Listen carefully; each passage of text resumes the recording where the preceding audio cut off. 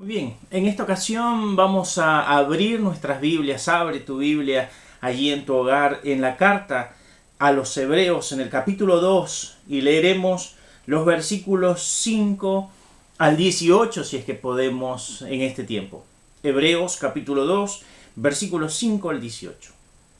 Estamos ya mediados de octubre y, aunque no lo creas, una vez que termine aquí en Argentina esta semana, será la celebración por el Día de la Madre, todos los anaqueles y todos los lugares de los supermercados empezarán a vestirse de rojo y blanco. Y no en alusión a Perú, lo cual me encantaría, sino en alusión a la celebración de Navidad. Pasado el Día de la Madre, aquí en Argentina, todo lo demás apunta a una sola fecha, Navidad.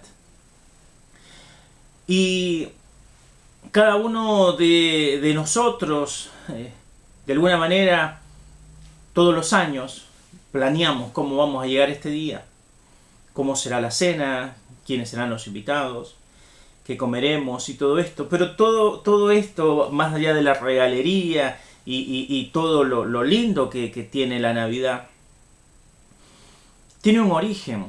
Y no voy a hablar de la Navidad en sí, celebración, sino al significado verdadero de la Navidad, que es que Dios se hizo hombre. Que Dios se hizo hombre. Y que ese Dios hecho hombre cambió la historia de la humanidad, literalmente la dividió en dos, antes y después de él. Y todos los años, en gran parte del mundo, se celebra esto. Se celebra la Navidad, el nacimiento de Jesús. Pero no siempre las personas se preguntan, ¿y por qué Jesús se hizo hombre? ¿Por qué tuvo que venir a este mundo? ¿Cuál fue el propósito, el significado de su encarnación? Esa pregunta es la que vamos a responder en esta tarde. Y permíteme darte por lo menos 4 razones certeras por las cuales Jesús se hizo hombre. En primer lugar, debo decirte que Jesús se hizo hombre para restaurar el propósito original de Dios para con el hombre, para con su creación. El capítulo 2, versículo 5, y leo conforme la versión Reina Valera, en esta ocasión dice así: porque no sujetó a los ángeles el mundo venidero, acerca del cual estamos hablando. Pero alguien testificó en cierto lugar diciendo, ¿qué es el hombre para que te acuerdes de él? ¿O el hijo del hombre para que le visites? Le hiciste un poco menor que los ángeles, le coronaste de gloria y de honra, y le pusiste sobre las obras de tus manos. Todo lo sujetaste bajo sus pies, porque en cuanto lo sujetó, todas las cosas, nada dejó que no sea sujeto a él. Pero todavía no vemos que todas las cosas le sean sujetas. Pero vemos a aquel que fue hecho un poco menor que los ángeles, a Jesús, coronado de gloria y de honra, a causa del padecimiento de la muerte, para que por la gracia de Dios gustase la muerte por todos. Porque convenía a aquel por cuya causa son todas las cosas, y por quien todas las cosas subsisten, que habiendo de llevar muchos hijos a la gloria, perfeccionase por aflicciones al autor de la salvación de ellos. El autor vuelve a enganchar, después de este paréntesis con una gran advertencia que marca el versículo 1 al 4 del capítulo 2, vuelve a enganchar lo que él venía diciendo en el capítulo 1 hasta el versículo 14 sobre la superioridad de Jesús sobre los ángeles. Y dice que Dios, versículo 5, no sujetó a los ángeles el mundo venidero. ¿Cuál mundo venidero? El autor está teniendo un desarrollo escatológico, es decir, de lo porvenir, y apunta a ese milenio, a esos 1000 años de reinado justo de Dios sobre la tierra con Jesucristo en el trono. Y dice, no se le dio a los ángeles que gobiernen la tierra en ese periodo. En ese periodo milenial los ángeles no gobernarán la tierra, no se les ha dado a ellos eso. Pero ¿a quién sí se le ha dado? Es la pregunta. Es la pregunta que él va a responder ahora. En el versículo 6 nos dice de una manera maravillosa que alguien testificó en cierto lugar con esta pregunta: ¿qué es el hombre para que te acuerdes de él? ¿O el hijo del hombre para que lo visites? El autor no quiere mencionar el nombre porque a él pareciera importarle solamente que Jesucristo sea exaltado aquí, que no haya otro personaje que sea exaltado aparte de Jesús. Nosotros lo sabemos quién es el que testificó en cierto lugar. Literalmente está citando el Salmo 8, un salmo que escribió David. Es uno de mis salmos favoritos y en el que suelo reflexionar mucho. David, en el Salmo 8, contemplando tal vez el cielo desde su palacio, no lo sé, pero en un momento de contemplación de todo, dice: ¡wow! Es maravilloso todo lo que puedo ver. Y cuando veo los cielos, las obras de tus manos y el firmamento, yo me pregunto, dice David, ¿qué es el hombre para que te acuerdes de él? ¿O qué es el Hijo del Hombre para que lo visites? Y aquí el Hijo del Hombre es, en el texto hebreo, es un hijo de hombre, es decir, cualquier persona de la humanidad. No habla de Jesús, no es el título del Hijo del Hombre que se le aplica a Jesús, sino a cualquier hombre. Dice, ¿qué es cualquier hombre para que tú le visites? Y nos sigue diciendo David: le hiciste un poco menor que los ángeles, le coronaste de gloria y de honra y lo pusiste sobre las obras de tus manos. Es maravilloso entender que Dios, en su propósito creador, creó las entidades espirituales, que son los ángeles, y apenas en un grado menor creó al hombre. El hombre es menor que el ángel, pero ¿menor en qué? En su relación con Dios, menor en el valor que Dios les da, para nada, no es menor en ese sentido. El hombre es menor a los ángeles en una cuestión creacional, menor porque los ángeles son entidades espirituales y el hombre no es una entidad espiritual. El hombre es un complejo de carne y espíritu. El ángel es un ser espiritual. El hombre está determinado en un tiempo. Nuestros días son 80, 90 años, 120 años. Los ángeles trascienden la barrera de la temporalidad. El hombre en su materialidad nace, crece, envejece y va hacia la muerte. Los ángeles no nacen. Son criaturas que son creadas ya en una categoría, en un rango, y permanecen en esa, no envejecen, no enferman y no mueren. En ese sentido el hombre es menor a los ángeles, pero aún cuando el hombre es menor que los ángeles, en el propósito creacional que Jesús vino a restaurar, dice que Dios había coronado al hombre de gloria y de honra y había sido puesto sobre las obras de sus manos. Todo, dice el versículo 8, todo Dios lo había sujetado bajo los pies del hombre, por cuanto nada dejó sin que le sea sujeto a él. Quiero que entiendas que el propósito original de Dios para con el hombre era un propósito milenial, era un propósito de reinado, era un propósito de que el hombre señorease sobre todo. Dios puso al hombre como señor de toda esta creación, de todo el mundo que nosotros vemos. Lo puso como señor, y la palabra aquí como señor es como aquel que tiene señorío, como aquel que domina, como aquel que gobierna. Todo lo que Dios creó estaba bajo la servidumbre del hombre.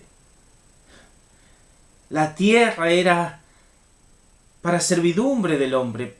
La tierra debía producir todo lo que el hombre necesitara para alimentarse. El sol, la luna y las estrellas debían estar al servicio del hombre, para iluminarlo, para darle calor, para hacerle de guía. Las bestias estaban bajo la servidumbre del hombre, debían ser aquellas que él pudiese utilizar como vehículo, como medio de transporte, como parte de su diversión al compartir con ellas. La vegetación debía crecer a placer del hombre para alimentarlo, para que él disfrutase con sus ojos de todo esto y podría seguir. El propósito original de Dios era que el hombre señorease sobre la tierra. Sin embargo, cuando el hombre desobedece en el huerto del Edén, todo esto se rompe. Y por la desobediencia de Adán, la tierra ahora produce espinos y cardos y no vuelve a tener la misma fuerza, que es lo que nosotros vemos cuando sembramos. No, al menos que tú hagas tu aporte, la tierra no tendrá la misma fuerza. Porque esto es la degeneración por causa del pecado. Ahora, cuando nosotros contemplamos la situación real del hombre hoy, el hombre no domina nada. Aún en la época que estamos, en la época de la mayor modernidad científica, el hombre no domina. Literalmente el hombre está al acecho de las fuerzas de la naturaleza. Lo podemos ver en los fuegos que están tristemente lastimando nuestro país. El hombre no puede hacer que llueva. El hombre no puede hacer que el viento sople de tal manera, en tal dirección, que el fuego se extinga. No puede. Como tampoco domina a las fieras, o al campo para que produzca, o a la lluvia para que riegue. No dominamos. Por eso dice, nosotros no vemos que todas las cosas le sean sujetas al hombre, pero vemos, versículo 9, aquel que fue hecho un poco menor a los ángeles, a Jesús coronado de gloria y honra. No vemos al hombre que creacionalmente había sido creado para gobernar, no lo vemos gobernando, pero vemos, dice el autor, a Jesús, a este que fue hecho menor que los ángeles, es decir, al que creó los ángeles, al que es superior a los ángeles, lo vemos haciéndose menor que los ángeles, es decir, haciéndose hombre, pero lo vemos como aquel hombre coronado de gloria y de honra. Jesús manifestó su dominio completo sobre todo lo que hay en este mundo. Él vino como hombre y mostró la gloria de la restauración del hombre. Es importante que lo entendamos porque nosotros vamos hacia una etapa posterior al arrebatamiento de la iglesia y de la tribulación sobre la tierra, a una etapa que cuando el Señor Jesús retorne en su segunda venida visible y sus ángeles con él y la iglesia, ya después de haber pasado por las bodas del Cordero, vendremos a reinar sobre la tierra y por 1000 años Jesús reinará desde el trono en Jerusalén y nosotros seremos gobernadores con Cristo y señorearemos la tierra, repito, por 1000 años. Y se volverá a cumplir el propósito original de Génesis capítulo 1 y capítulo 2. El hombre volverá a señorear, hoy no señorea, pero en Cristo vemos que Él ha señoreado y literalmente por medio de su obra, nosotros hemos llegado a ser salvos. Dice al versículo 10 hacia la parte final, porque convenía, versículo 10, porque convenía que aquel, por cuya causa todas las cosas y por quien todas las cosas subsisten, que habiendo de llevar muchos hijos a la gloria, perfeccionase por aflicciones al autor de la salvación de ellos. Quiero que tengas cuidado aquí porque muchos han malinterpretado esto de perfeccionarse por medio de aflicciones al autor de la salvación. Y muchos se preguntan, ¿acaso no era perfecto Jesús? Claro que lo es, lo era y lo es. Jesús es el hombre perfecto. Él vino siendo hombre y vivió en la debilidad del hombre. Digo bien, en la debilidad del hombre. Pero nunca con posibilidad de pecar. Porque Él es santo y permaneció santo. La idea de perfeccionar aquí es completar la obra de la salvación, es decir, Él vino para ser el Salvador y completamente vivió, murió y resucitó como Salvador. Nadie hubiera sido salvo solamente por la vida de Jesús. Con que Jesús viniera y viviera su vida perfecta entre nosotros, no seríamos salvos. Porque la salvación se da por medio de la muerte y resurrección de Jesús. Es en su muerte que se dio el pago por nuestros pecados. Por eso, al Jesús venir, hacerse hombre, vivir entre nosotros, morir y resucitar, Él fue perfeccionado como el Salvador perfecto. Eso es lo que dice el autor. Él es el perfecto Salvador. Alguien ilustró esto de alguna manera maravillosa. Se cuenta que un hombre fue a ver cómo se botaba, es decir, se tiraba por primera vez un barco al mar. Entonces estaba ahí el ingeniero guiando todo el proceso para que echaran el barco al mar. Entonces un hombre le preguntó si es que había posibilidad de que se hundiera. Y él dijo, no, no se hundirá. Está hecho perfectamente para no hundirse. Y dice, ¿y lo probaron? Dice, claro, fue completamente probado. Dice, pero si no se puede hundir, ¿para qué lo probaron entonces? Justamente para eso, para demostrar que no se podía hundir. Es necesario que entendamos que Jesús fue probado, tentado en todo también, no porque Él tuviese posibilidad de pecar, sino porque Él, como buen oro, fue probado simplemente para que todo el mundo comprendiese y viese ese poder maravilloso de Él, incorruptible, plenamente perfecto. Jesús se hizo hombre en primer lugar para que nosotros podamos ser restaurados al propósito original de Dios. Y lo seremos, gobernaremos, viviremos un milenio de plenitud como Dios lo tenía planeado en el principio de la creación. Y estas son muy, pero muy buenas noticias. En segundo lugar, debemos entender que Jesús se hizo hombre para recuperar nuestra unidad con Dios. El versículo 11 al 13 nos dice, porque el que santifica y los que son santificados, de uno son todos. Por lo cual no se avergüenza de llamarlos hermanos, diciendo, anunciaré a mis hermanos tu nombre, en medio de la congregación te alabaré.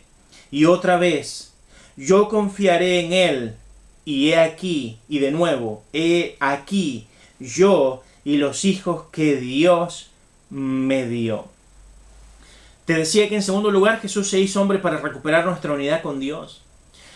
Cuando el hombre en Génesis capítulo 3 decide desobedecer y pecar, engañado por el diablo, que engañó a la mujer,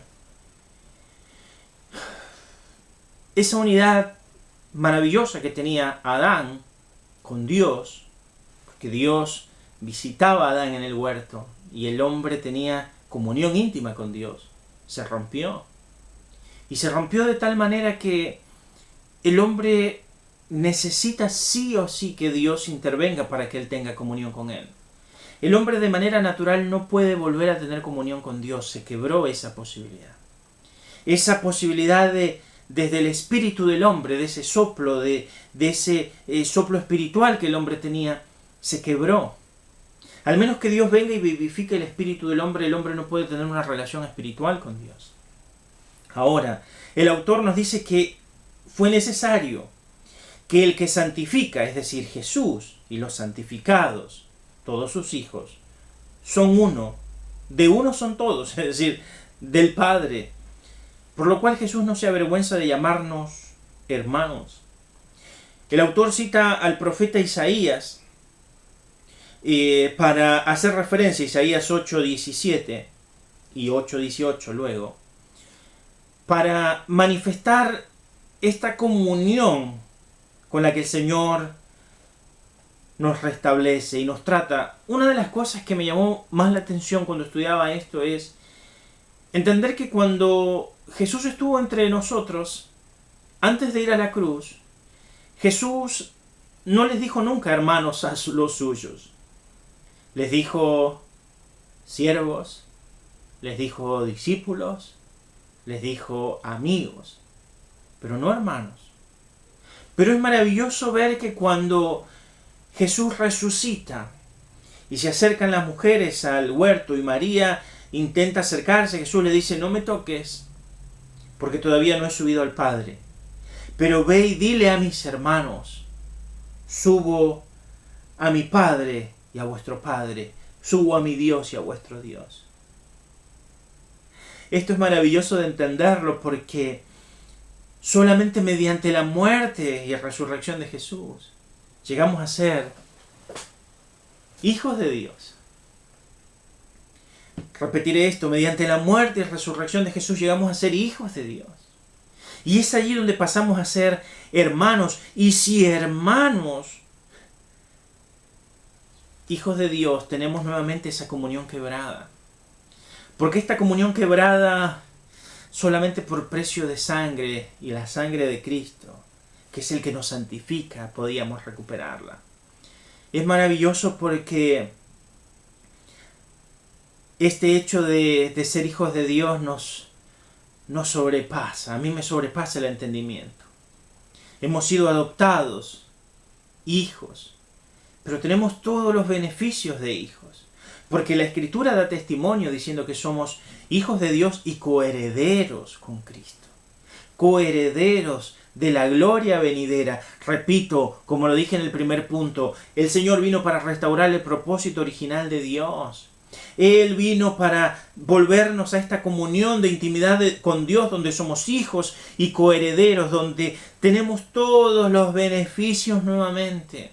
Aquello que Adán perdió, se dejó robar por la mentira del diablo, Cristo lo recuperó y nos volvió esa unidad espiritual con Dios, donde Dios nuevamente camina con nosotros, donde Dios nuevamente nos habla, donde Dios nuevamente nos abraza, donde Dios nuevamente es ese Padre amoroso que tiene una relación íntima con nosotros, nos anhela profundamente, de tal manera que Él vino a morar a nuestro corazón y somos ese templo de su Espíritu Santo.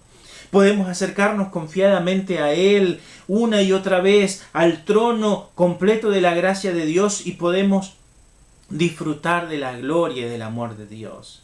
Porque de tal manera amó Dios al mundo, que nos dio a su Hijo, y su Hijo nos amó tanto que aceptó hacerse hombre, se humilló como hombre, se hizo menor que los ángeles, tomó forma de hombre, se humilló tomando forma de siervo, se humilló hasta morir de la manera más vil como era la muerte de cruz, pero todo esto para poder hacernos hijos de Dios y anunciar, dice nuevamente, en medio de nosotros la alabanza de Dios. Esto se cumplirá plenamente en el milenio. Es maravilloso ver que Jesús se hizo hombre para recuperar nuestra unidad con Dios y la recuperó. En tercer lugar, Jesús se hizo hombre para liberarnos del poder de la muerte. Dice el versículo 14 así: así que por cuanto los hijos participaron de carne y sangre, Él también participó de lo mismo, para destruir por medio de la muerte al que tenía el imperio de la muerte, esto es, al diablo, y liberar a todos los que por temor de la muerte estaban durante toda la vida sujetos a servidumbre. Este pasaje literalmente muestra el propósito claro y general. Cada una de las cosas por las cuales Jesús se ha venido haciendo hombre están englobadas literalmente en este como propósito primario. El propósito primario de todo lo que nosotros venimos viendo y veremos era este. Nos dice el autor de la carta que Jesús vino para destruir por medio de la muerte al que tenía el imperio de la muerte, esto es al diablo. Desde Génesis capítulo 3, el hombre, al ser engañado por el diablo tomó, conforme nos dice Juan 10, Él ha venido para hurtar, matar y destruir. El diablo le robó al hombre, le hurtó al hombre el dominio sobre todas las cosas. Y el diablo empezó a ejercer un temor por medio del dominio de la muerte. Porque el temor final de todo hombre es la muerte. De todo hombre que no conoce a Dios, obviamente. Es la muerte. Ahora, cuando Cristo vino, Cristo participó de la naturaleza humana y por medio de su muerte, nos dice el versículo 14, Él venció, destruyó por medio de su muerte al que tenía el imperio de la muerte. Esto es al diablo. Literalmente, como nos dice la Escritura, en aquella cruz Cristo exhibió a Satanás y a sus ángeles venciendo sobre ellos. Esa cruz es maravillosa. Por eso, como dice el himno antiguo, oh, yo siempre amaré esa cruz. En sus triunfos mi gloria será. Y algún día, en vez de una cruz, la corona Jesús me dará. Es maravilloso ese himno. Debemos entender que Cristo murió y le arrebató al diablo el imperio de la muerte. Le dijo: Satanás, nunca más harás que los hombres le tengan temor a la muerte, porque ahora los hombres que depositen su confianza en mí, las mujeres que depositen su confianza en mí, podrán mantenerse firmes en el ancla de la vida eterna. De tal manera que aun si sus cuerpos tuvieran que ser sepultados en una tumba, ellos saldrán victoriosos de la tumba, porque llegará el día en que sonará la trompeta y los muertos en Cristo resucitarán primero. Es maravilloso. La tumba no pudo retener a Jesús, nos dice la Escritura, y no podrá retener a ningún creyente. No anhelamos morir, pero no le tenemos temor a la muerte. Hemos sido liberados del temor a la muerte. Repito, no queremos morir. Estamos muriendo literalmente, pero no queremos morir. Y no tendríamos por qué querer morir. Debemos vivir nuestra vida en plenitud, en Dios. Pero cuando ese día se acerque, por enfermedad o por tragedia, y estemos cara a cara con la muerte, no le tendremos temor. Porque la muerte será simplemente un momento. Y luego seremos tal y como Él es. Nunca más volveremos a morir. Porque Cristo, por cuanto murió y resucitó, no muere más. Él se ofreció una sola vez por nuestros pecados y no muere más. Y nosotros, si llegamos a morir, si el Señor no viene antes por nosotros, la tumba no podrá detenernos. Nos dice el versículo 15 que Cristo venció al diablo y por medio de eso libró a todos los que por el temor de la muerte estaban toda la vida sujetos a la servidumbre. A la servidumbre de la muerte. A ese temor impresionante, pero ahora ya no. Como dice uno de los cánticos de nuestro querido hermano Julio Melgar, ya no soy esclavo del temor. Yo soy hijo de Dios. Ya no soy esclavo del temor. Como dice otro glorioso himno, porque Él vive, triunfaré mañana. Porque Él vive, ya no hay temor. Porque yo sé que el futuro es suyo, la vida vale más y más solo por Él. Esto es verdaderamente algo que debiéramos recuperar en nuestras iglesias, el poder de los himnos. Qué maravillosa es la gracia de Dios que nos ha hecho libres del dominio de la muerte y del temor de la muerte. Por último y en cuarto lugar, Jesús se hizo hombre para ser nuestro socorro en toda circunstancia. Nos dice el versículo 16 así: porque ciertamente no socorrió a los ángeles, sino que socorrió a la descendencia de Abraham, por lo cual debía ser en todo semejante a sus hermanos, para venir a ser misericordioso y fiel sumo sacerdote en lo que a Dios se refiere, para expiar los pecados del pueblo.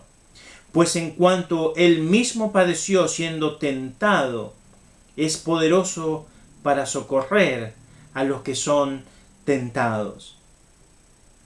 Podemos ver entonces este cuarto propósito aquí, el de socorrer. Dice que Él vino no para socorrer a los ángeles, sino para socorrer a la descendencia de Abraham. Es decir, es necesario que entendamos que los ángeles no necesitan, en este sentido, la redención. Los hombres necesitamos la redención. Jesús no se hizo hombre para salvar a los ángeles, se hizo hombre para salvar a los hombres. participó del imperio, participó de la humanidad para liberar a esta humanidad del imperio que tenía Satanás y de la muerte. Literalmente la Escritura nos dice aquí en el versículo 17 que Él debía ser en todo semejante a sus hermanos. En todo. Esta es una palabra de gran consuelo. Jesús, 100% Dios. Jesús, 100% hombre. Él debía ser igual de semejante a nosotros, para que así pudiera venir a ser misericordioso y fiel sumo sacerdote en lo que a Dios se refiere, para expiar los pecados del pueblo. Hay aquí algo maravilloso que debemos entender. Esto es una revelación de lo que pasaba en el Antiguo Testamento. En el Antiguo Testamento se nos dice que todo sumo sacerdote era tomado de entre los hombres. Lo veremos más adelante. Pero era tomado de entre los hombres para que él pudiese tener misericordia, porque el sumo sacerdote no se ponía en una situación donde tristemente algunos se ponen hoy. No se ponía en una situación donde decía, ustedes los pecadores, yo el santo. Sino que él debía entrar una vez al año en Yom Kippur al lugar santo, primeramente habiendo pedido perdón por sus pecados. Es decir, él tenía que presentarse delante de Dios y decir, yo soy tan pecador como los que están afuera. Así que primero vengo a pedirte perdón por mí, y cuando tú me perdones, yo te pediré perdón por todo el pueblo al que represento. Y así el sacerdote debía ofrecer primero un sacrificio por él y luego el sacrificio por el pueblo, porque él era parte del pueblo y entendía al pueblo pecador, porque él estaba rodeado de las mismas debilidades del pueblo. Ahora, Jesús viene y hecho hombre está rodeado de las mismas debilidades y ha padecido las mismas tentaciones que nosotros, pero sin pecado. De tal manera que él, conociendo todo el dolor del hombre, la pobreza del hombre, esto es maravilloso, la pobreza del hombre, el dolor de la muerte, el dolor de los sufrimientos que se tenía, de todo el dolor social que hubo en sus días, conociendo todo eso, él, sin mancha y sin pecado, se presentó a Dios no para pedir perdón por sus pecados, sino para pedir perdón por la humanidad, y conocía todo esto de tal manera que él llegó a ser fiel sumo sacerdote, porque él pudo decir, yo sé lo que ellos sufren, yo sé lo que ellos sienten, yo sé lo que ellos padecen, estoy alrededor de ellos, lo he vivido, lo he sentido, no el pecado, el dolor, y vengo a pedir perdón por ellos. Y llegó así a ser el perfecto expiador y el perfecto sumo sacerdote. Pero no solamente eso. Como nos dice el versículo 18, en cuanto él mismo padeció siendo tentado, probado es una variante textual, es poderoso para socorrer también a los que son probados. No hay tentación o prueba que no podamos sobrellevar con la ayuda del Señor. Jesús tuvo que soportar, y es necesario que aquí volvamos a entender el contexto de la carta a los hebreos.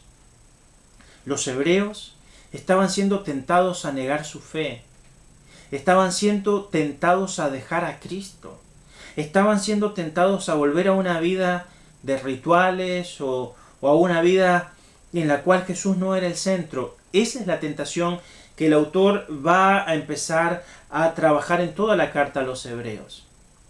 Ustedes están siendo tentados a dejar a Cristo. Y les voy a dar las razones por las cuales no deben ser seducidos ante esa tentación.